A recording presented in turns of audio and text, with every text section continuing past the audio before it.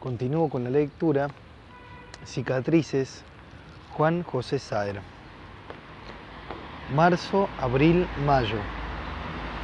Hay 3 maneras de ganar al póker, hijo, me sabía decir mi abuela en los años de su vejez. Con mucho resto, sabiendo jugar muy bien o con las cartas marcadas. Pero el resto, por grande que sea, siempre termina por acabarse. Y por muy bien que uno juegue, siempre hay algún otro en este ancho mundo capaz de jugar mejor. Por lo tanto, el método más seguro es marcar las cartas. Así acostumbraba a hablar mi abuelo en los años de su vejez, que fue muy larga. Mi abuelo sabía. Murió a los 82 años. Los mocovíes le habían llamado padre. 2 meses antes de cada elección, mi abuelo se sentaba en el escritorio de su almacén de ramos generales en San Javier y esperaba. Los jefes políticos iban llegando, uno por uno.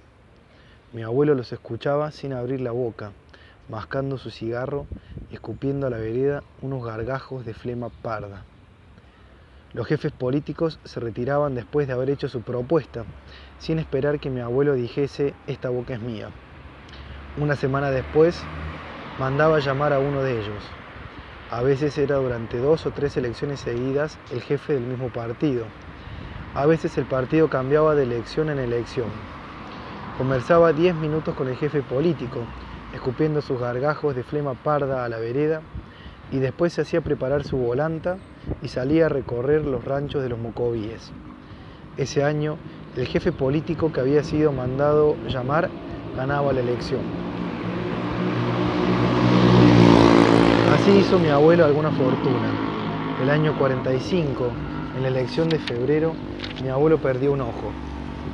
Había mandado a llamar al jefe radical y después recorrió los ranchos de los mocovíes, que lo llamaron padre, le pidieron remedios para la diarrea y lo acompañaron hasta la salida del rancherío, saludando la volanta hasta que la polvareda arenosa que levantó se fumó completamente en el aire. Pero ganaron la elección los peronistas. A la madrugada, mi abuelo, que vivía solo en el inmenso galpón con su escritorio a la vereda donde tenía el almacén, oyó que llamaban a la puerta.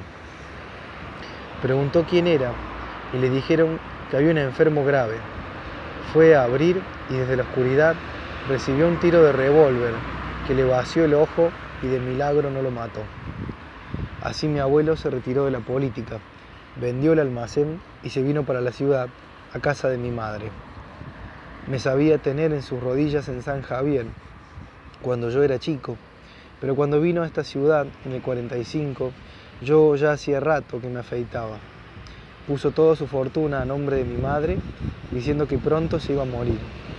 Pero en el 50, mi madre, que era viuda de un hombre que yo no conocí y que supongo fue mi padre, mi madre, que jamás había estado enferma de nada, estaba en la mesa sirviendo la sopa y dijo que iba hasta la cocina a buscar una cuchara que faltaba y nunca más volvimos a verla viva. Como demoraba, me levanté para buscarla y la encontré muerta. Había tenido tiempo de abrir el cajón, pero no de sacar la cuchara, porque no tenía ninguna cuchara en la mano, ni había rastro de cuchara en toda la cocina, como no fuese en el cajón de los cubiertos. Yo tenía entonces 23 años y quedé solo con mi abuelo. El 52 me recibí de abogado y el 55 me casé. El 60 quedé viudo. Yo había empezado a jugar alrededor del 56 cuando salí de la cárcel. Me casé el 16 de septiembre de 1955. Acababa de decir que sí al jefe del registro civil y salí a la puerta con mi mujer para sacarme unas fotografías con los testigos y con ella frente al edificio, cuando llega el negro Lencina y me dice que hay una manifestación que quiere tomar la CGT. Le pregunto si hay tiempo de sacar la fotografía y me dice que no. Entonces dejo la ceremonia y me voy para la CGT. Entramos por los techos, bajamos al patio embaldosado de amarillo. Eran las 10 de la mañana, apenas si se dispararon 3 o 4 tiros y no hubo ningún herido, salvo un tipo que tropezó con el cordón de la vereda cuando salió disparando al oír el primer tiro y se vino al suelo, partiéndose la cabeza. Después llegó el ejército y nos metieron a todos presos. Me largaron a los 9 meses. Mi mujer me esperó vestida con la ropa que había llevado en el civil la mañana del casamiento. Y estaban todos los testigos, unos parientes y mi abuelo. Yo invité por mi parte al negro Lencina y a Fiore, de los molineros, que habían estado conmigo en el sur durante 9 meses. Se habían pasado todo el tiempo diciéndome que salíamos a los 9 meses y yo iba a llegar a mi casa el día del nacimiento de mi primer hijo. Yo les decía que no había habido tiempo.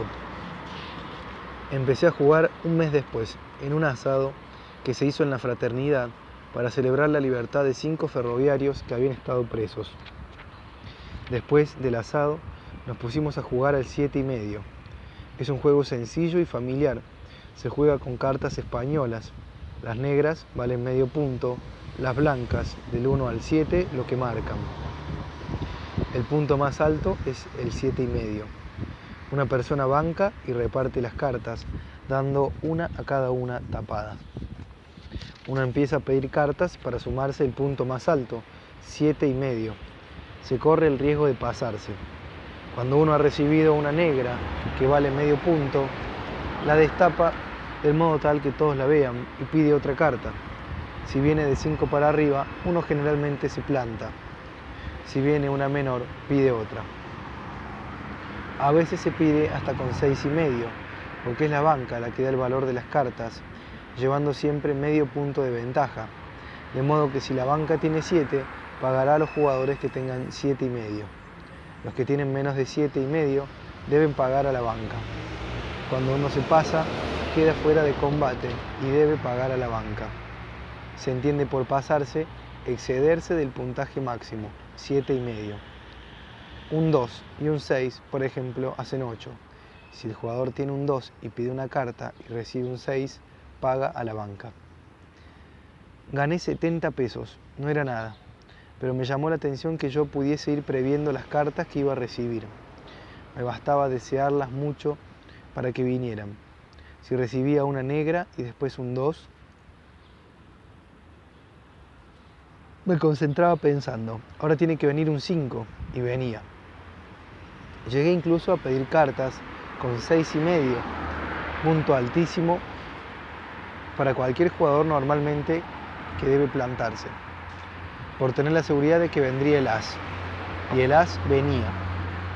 Supe entonces que el juego me gustaba. Esperé 2 días y averigüé dónde se jugaba por sumas mayores. Me pasaron la información de que un club del centro yo podía jugar al monte con puerta, en otro al punto y banca, y en un tercero a los dados. Elegí los dados. Saqué 5 billetes de 1000 pesos, comí algo en una parrilla y me fui para el club. Había un montón de jugadores apretados alrededor de la mesa de pase inglés. El pase es un juego simplísimo. Con 2 dados y un cubilete, el jugador tira los 2 dados y después se pone a buscar el número que ha salido. Si el primer tiro ha salido el 6, busca el 6 en tiros sucesivos. Si sale el 7 antes que el 6, pierde.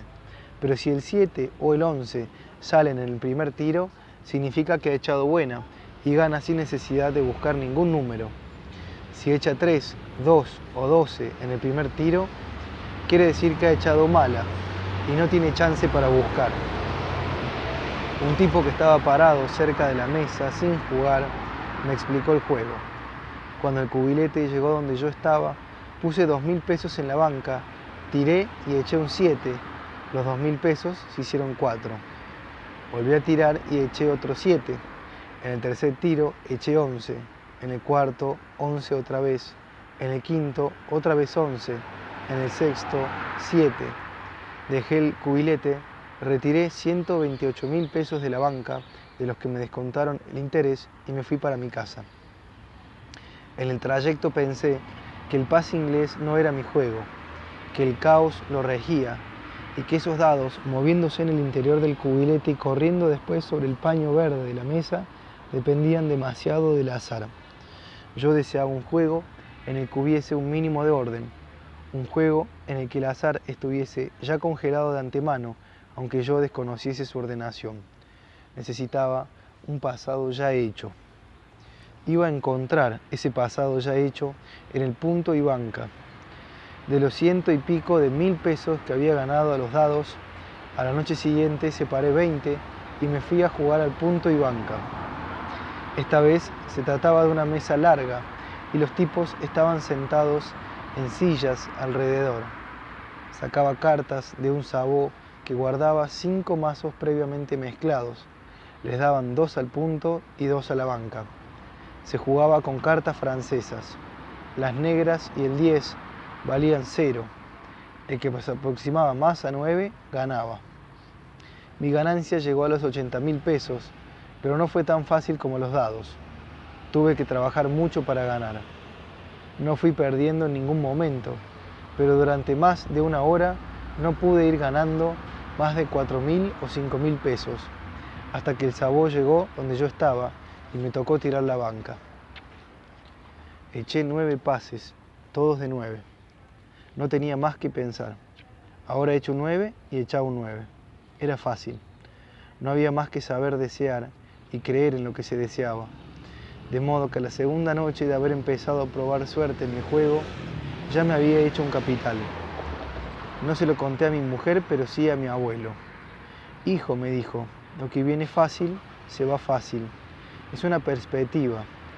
Mi abuelo decía perspectiva, no perspectiva, comiéndose la C, y usaba mucho esa palabra. No niego que es una perspectiva, pero la única forma segura de ganar es haciendo trampa. Un tiempo después comprobé que él tenía razón.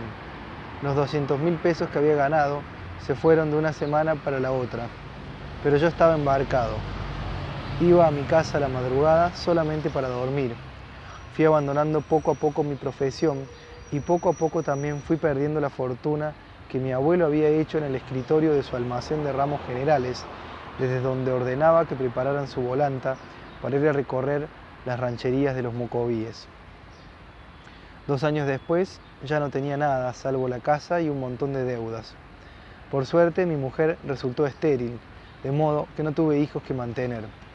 Mi mujer tampoco aprobaba que yo jugara, y lo que sucedió en el mes de junio del año 60 puede servir como prueba. No lo aprobaba en absoluto, como va a quedar demostrado. Yo estaba jugando al póker desde la noche anterior a la vuelta de mi casa. Nos habíamos sentado para jugar 1 hora a las 11 de la noche y eran las 3 de la tarde del día siguiente.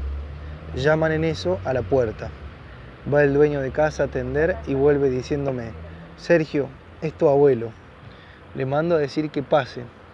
Para esa fecha estaba ya muy viejo y algo chiflado, y tenía un aspecto extravagante con un ojo de menos y los bigotes todos manchados de tabaco. Chicaba el santo día, se inclina hacia mí y me dice al oído: Hijo, dice tu mujer que si no vas antes de media hora, se envenena. Dígale que se envenene, digo yo. Mi abuelo se va y vuelve 35 minutos después. Se inclina otra vez y me dice al oído: Hijo, se ha envenenado. De modo que pido permiso a la mesa para levantarme antes de la hora fijada y voy a casa y la encuentro muerta. Se había arrepentido después de tomar el veneno, de modo que salió del dormitorio en la planta alta y se paró en el borde de la escalera llamando a mi abuelo. Pero ya era tarde y mi abuelo estaba un poco sordo. La encontré al pie de la escalera en la planta baja. 1 año después murió mi abuelo. Echó su último gallo pardo y se fue al otro mundo. Últimamente no servía ni para los mandados. Yo le llevaba un paquete de toscanitos de vez en cuando. Él cortaba los toscanitos en 2 o 3 pedazos con una tijera y se ponía a mascarlos. Se sentaba en el umbral y escupía sobre la vereda. Una vez le escupió sin querer el pantalón a un tipo que pasaba y yo tuve que salir en su defensa. Otra vez vinieron de la municipalidad a decirnos que debíamos conservar la vereda en condiciones más higiénicas.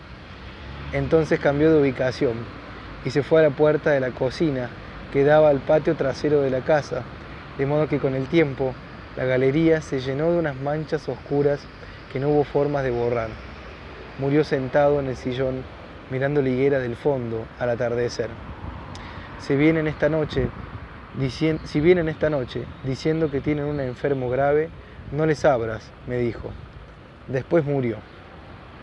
Cuando vinieron los del fúnebre, a eso de las 9 de la noche, me exigieron un adelanto de 5.000 pesos para iniciar el servicio. Yo no los tenía. Les dije que me esperaran hasta las 2 de la mañana. En rigor de verdad no tenía un centavo. Fui a una mesa de juego y esperé hasta que alguno me tirara una ficha. Nadie me la tiró. Entonces me incliné a hablarle al oído a un tipo que estaba ganando cientos de miles. Le dije que me llevara 1.000 pesos en su apuesta. Con eso le quería decir que su apuesta de 10.000 pesos yo iba jugando 1.000. Si yo perdía tenía que entregarle los 1.000 pesos. Si ganaba, él me daba los 1.000 pesos a mí.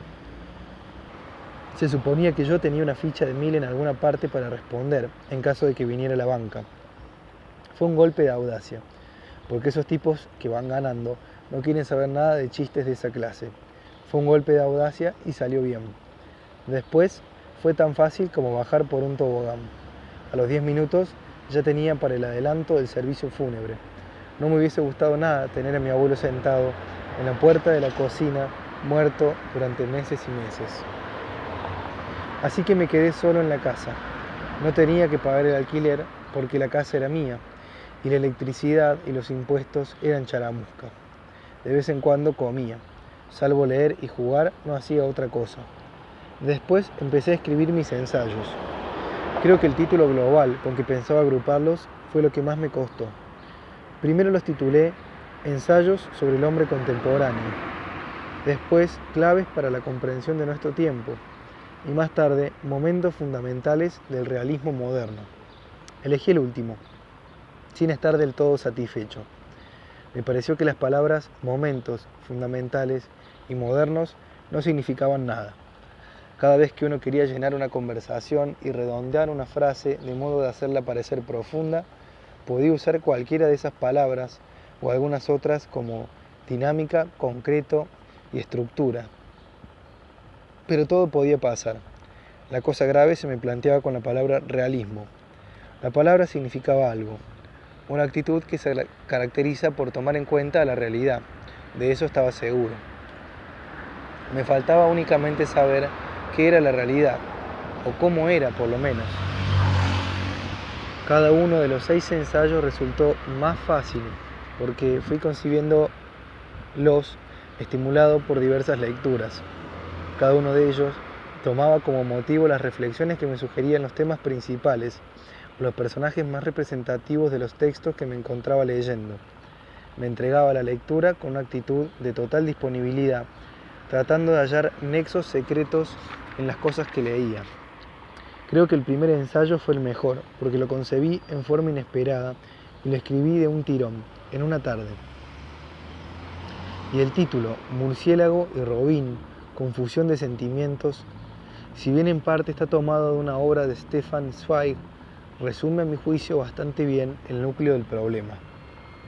El profesor Nietzsche y Clark Kent fue el segundo, y creo que se resiente por hallar una analogía, tal vez demasiado fácil, entre dos célebres personajes homónimos de la imaginación moderna.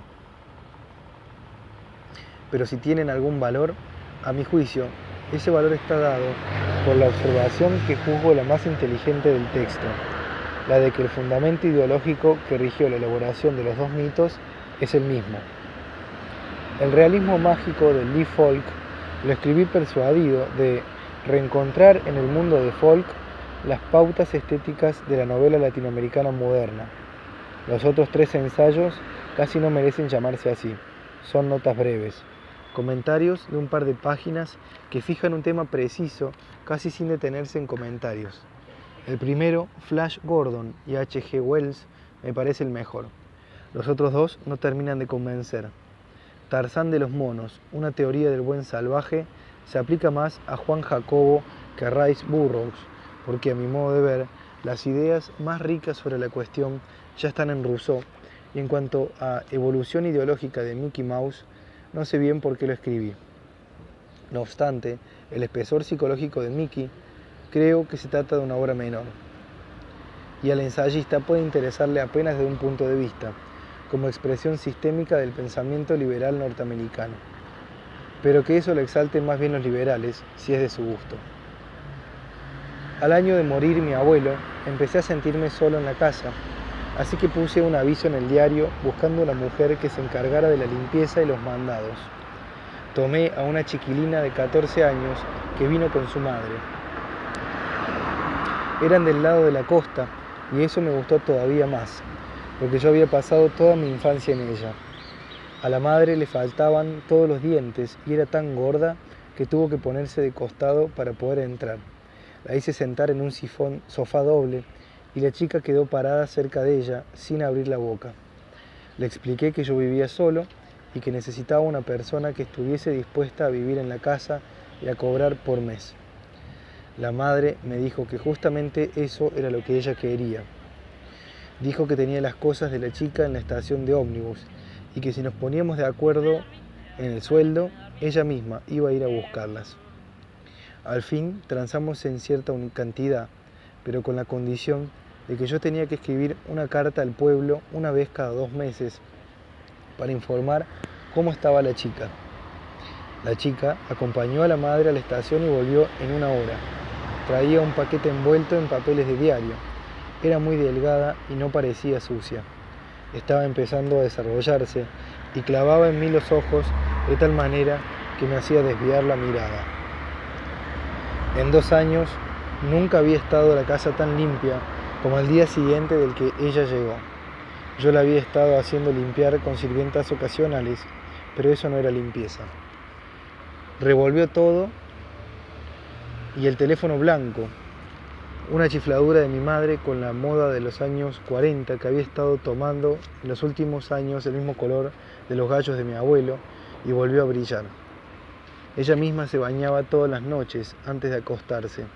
No cruzaba una palabra conmigo.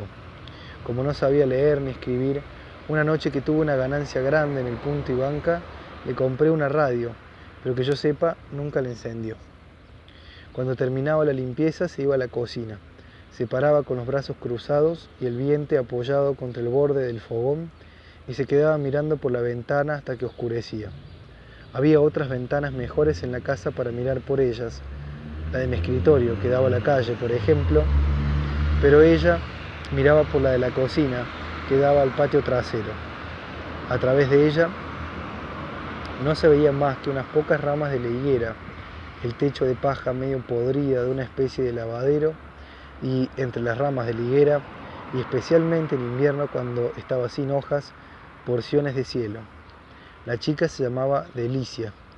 Cada 2 meses yo le preguntaba qué quería decir en la carta a su madre. Ella me respondía que estoy bien. En realidad nos veíamos poco. Yo me levantaba muy tarde, generalmente después de mediodía, y comía lo que encontraba. Después me encerraba en mi estudio hasta el anochecer. Salía para la cena y comíamos juntos lo que ella había preparado. Después me iba a jugar y volvía a la madrugada. Jugaba especialmente al Punto y Banca, porque allí tenía a mi disposición un pasado hecho.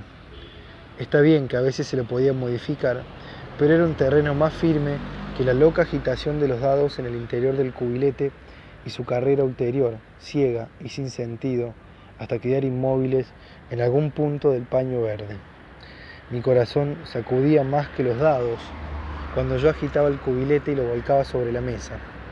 No se puede apostar al caos, y no porque no se pueda ganar, sino porque no es uno el que gana, sino el caos el que consiente.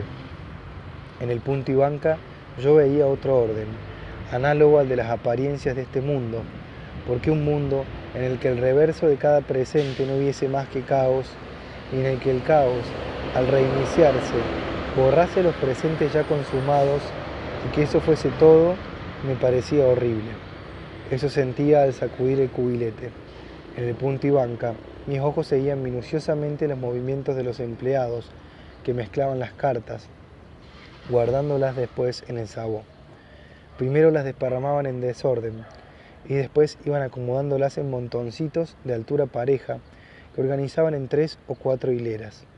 Después encimaban todos los montones hasta hacer una pila única con los 5 mazos, las 260 cartas y las guardaban en el sabó. Ahí empezaba la partida. Había que considerar primero las cartas guardadas en el sabó.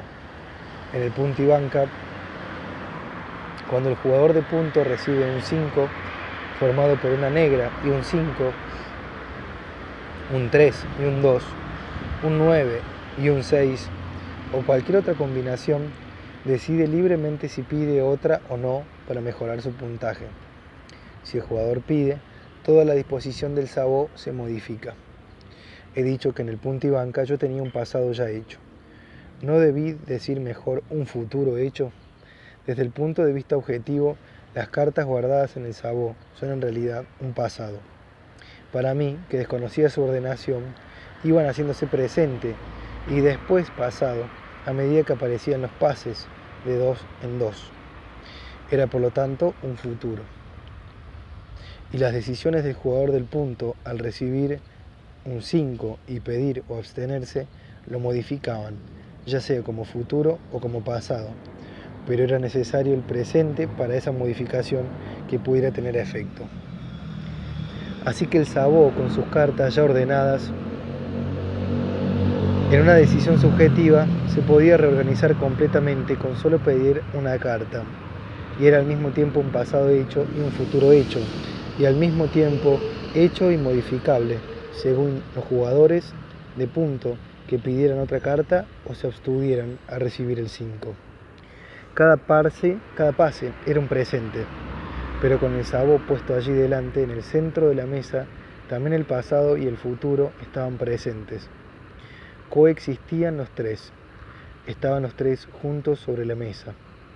Una vez jugado, las dos cartas del pase iban a parar a un montón de cartas apiladas boca arriba, a un costado del sabó, las cartas que iban utilizándose en los pases ya jugados.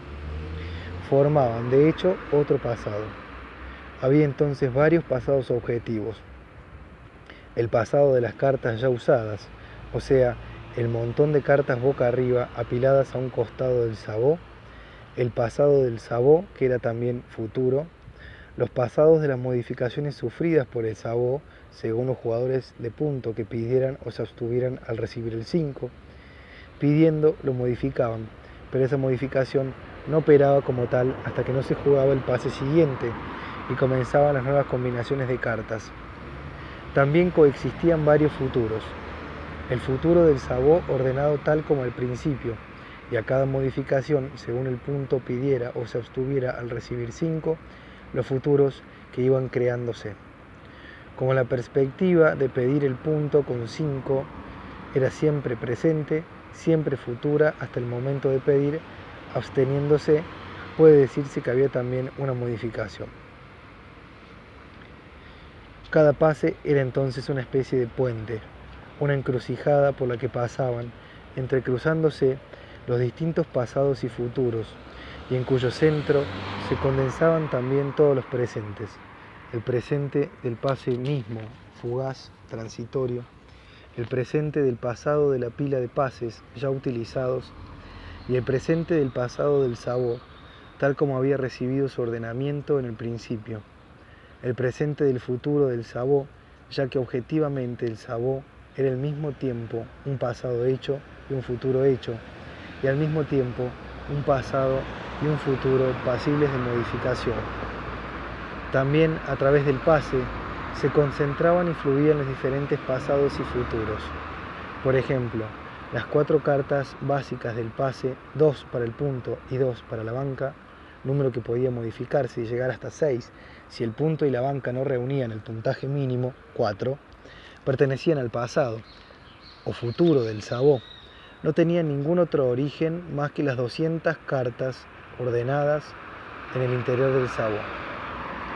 Y la pila de las cartas acomodadas boca arriba a un costado del sabó estaba formada con las cartas que tenían su origen en el sabó y que por un momento habían sido el pase, el presente absoluto y condensador, que mis ojos habían visto sobre la mesa.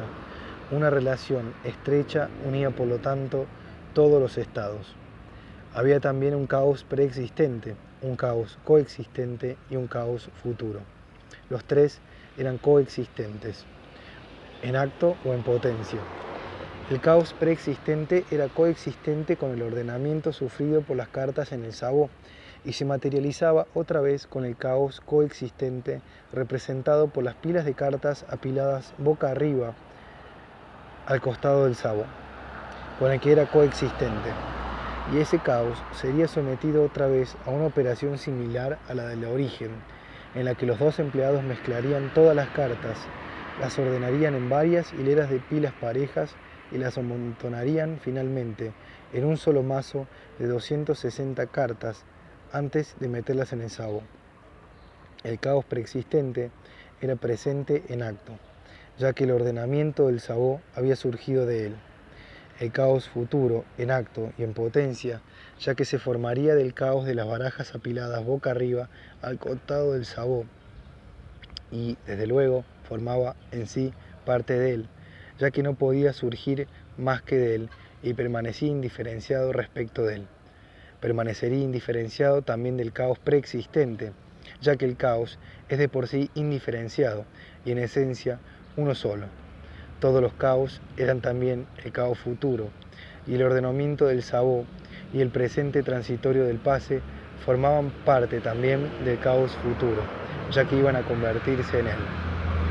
Por otra parte, los tres caos coexistentes entre sí eran coexistentes con el ordenamiento del sabó, el presente del pase y todos los entrecruzamientos del pasado y futuro que se condensaban en él.